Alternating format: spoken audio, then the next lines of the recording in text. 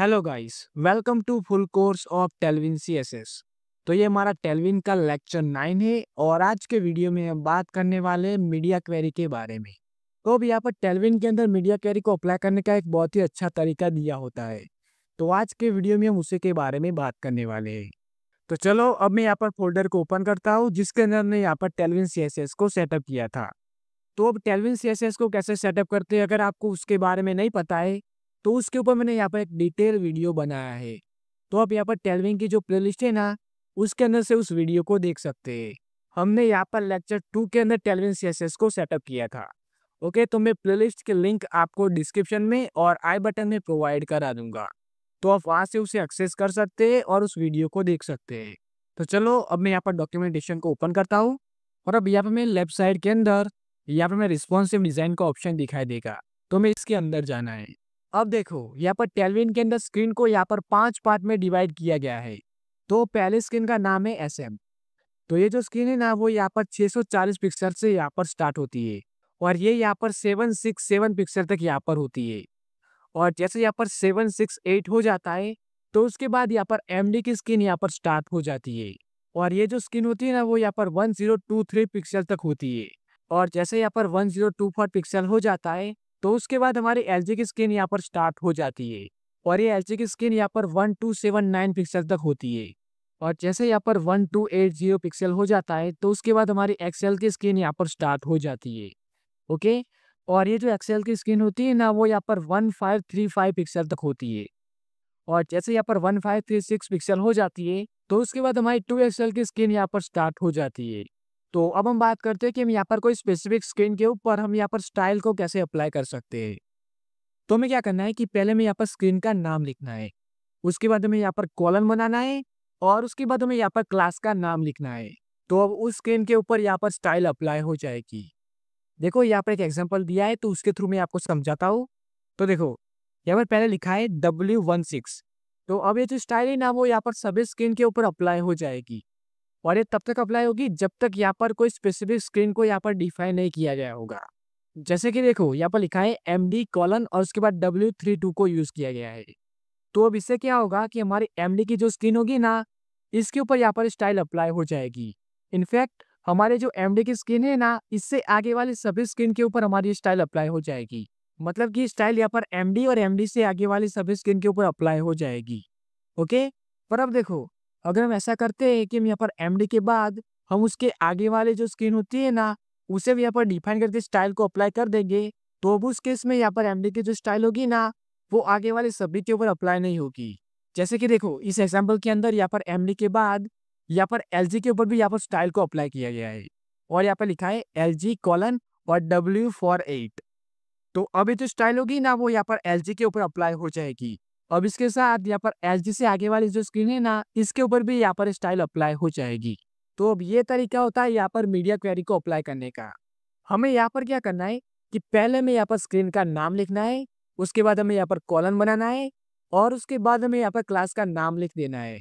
तो उस स्क्रीन के ऊपर यहाँ पर स्टाइल अप्लाई हो जाएगी। तो अब इतना आसान होता है यहाँ पर टेलविन सीएसएस को यूज करके यहाँ पर मीडिया क्वेरी को अप्लाई करना। इसलिए यहाँ पर टेलविन को यूज करके हम यहाँ पर बहुत ही फास्ट वे में हमारी वेबसाइट को क्रिएट कर सकते हैं। अब इसके साथ देखो अगर हम चाहे तो हम इन सभी स्क्रीन का नाम चेंज कर सकते हैं और इसके साथ हम इसकी वैल्यू को भी चेंज कर सकते हैं। तो अब ये करने के लिए हमें क्या करना है कि हमें यहाँ पर नीचे की तरफ जाना है। ओके, और अब देखो यहाँ पर कस्टमाइज योर थीम का ऑप्शन है। तो इसके अंदर से हमें यहाँ पर इस कोड को कॉपी करना है।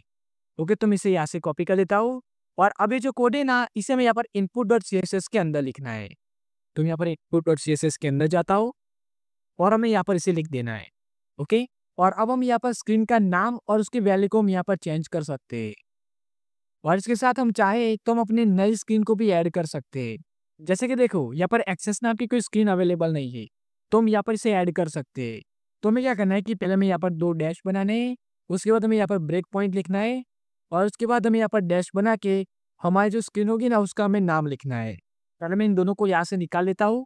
ओके, हम इन्हें यहाँ पर चेंज नहीं करना चाहते, हम यहाँ पर एक नई स्क्रीन को ऐड करना चाहते हैं। और अब इसकी वैल्यू के अंदर मैं यहाँ पर लिखता हूँ 300 पिक्सल। ओके, हम यहाँ पर कोई भी यूनिट के अंदर हम यहाँ पर साइज को डिफाइन कर सकते हैं। ओके, तो अब यहाँ पर हमने स्क्रीन को अप्लाई कर दिया है तो अब हम इसे भी यूज कर सकते हैं। पर अब देखो अगर हम ऐसा करना चाहते हैं कि हमारी जो स्क्रीन है ना, उन सभी की हम यहाँ पर वैल्यू को चेंज करना चाहते हैं। तो उसके लिए हमें क्या करना है, तो हमें यहाँ पर नीचे की तरफ जाना है। ओके, तो अब इसके लिए हमें क्या करना है कि पहले हमें यहाँ पर इस कोड को यूज़ करना है। ओके, और हमें यहाँ पर स्टार के अंदर यहाँ पर हमें इनिशियल लिख देना है। और अब इसके बाद हम यहाँ पर अपने स्क्रीन को यहाँ पर क्रिएट कर सकते हैं। जैसे कि देखो यहाँ पर टैबलेट, लैपटॉप और डेस्कटॉप, यहाँ पर 3 स्क्रीन को क्रिएट किया गया है। तो इस तरीके से हम यहाँ पर अपनी स्क्रीन को भी क्रिएट कर सकते हैं। तो अब फिलहाल तो हम यहाँ पर टेलविन की जो स्क्रीन है ना, उसे ही हम यहाँ पर यूज़ करते हैं। ओके, इसके साथ हमने यहाँ पर एक स्क्रीन को भी ऐड कर दिया था। तो चलो इसे हम यहाँ पर एक एग्जांपल से समझते हैं। तो मैं यहाँ पर एचटीएमएल के अंदर जाता हूँ। तो पहले मैं क्या करता हूँ कि यहाँ पर मैं कमांड को चला देता हूँ, जिससे कि हमें यहाँ पर टेलविन का आउटपुट दिखाई देगा। ओके, तो मैं यहाँ पर टर्मिनल को ओपन करता हूँ। तो मैंने क्या किया है कि हमें जो कमांड चलानी है ना, उसका मैंने यहाँ पर शॉर्टकट बनाया है। तो मैं यहाँ पर पैकेट.json के अंदर जाना है। और अब इसके अंदर हमें यहाँ पर स्क्रिप्ट की की बनानी है। और अब इसके अंदर हमें यहाँ पर कर्ली ब्रैकेट के अंदर हमें यहाँ पर की और वैल्यू को पास करना है। हम यहाँ पर की का नाम कुछ भी लिख सकते हैं। तो यहाँ पर मैंने स्टार्ट लिखा है। और अब इसकी वैल्यू के अंदर मैंने यहाँ पर कमांड को पेस्ट कर दिया है। ओके, अब देखो, अगर आप यहाँ पर की का नाम यहाँ पर स्टार्ट की जगह पर कोई और लिखते हैं, तो उस केस में आपको क्या करना है कि पहले आपको npm लिखना है, उसके बाद आपको रन लिखना है, और उसके बाद आपको यहाँ पर की का नाम लिखना है। अगर आप यहाँ पर स्टार्ट की को यूज करते हैं, तो आप यहाँ पर npm स्टार्ट करके डायरेक्ट इसे यूज कर सकते हैं। तो यहाँ पर मैं लिखता हूँ npm स्टार्ट। ओके, तो अब यहाँ पर हमारी ये कमांड चल जाएगी। तो अब इसे मैं यहाँ पर क्लोज करता हूँ, और अब मैं यहाँ पर HTML के अंदर जाता हूँ। तो अब यहाँ पर मैं नीचे कमेंट बनाता हूँ। तो यहाँ पर मैं लिखता हूँ मीडिया क्वेरी। ओके, और इसे मैं यहाँ पर कमेंट कर देता हूँ। अब यहाँ पर हम एक डिव बनाते हैं, और अब यहाँ पर हम स्टाइल को अप्लाई करते हैं। तो यहाँ पर लिखता हूँ मैक्स विथ, और इसके अंदर मैं यहाँ पर लिखता हूँ 7XL।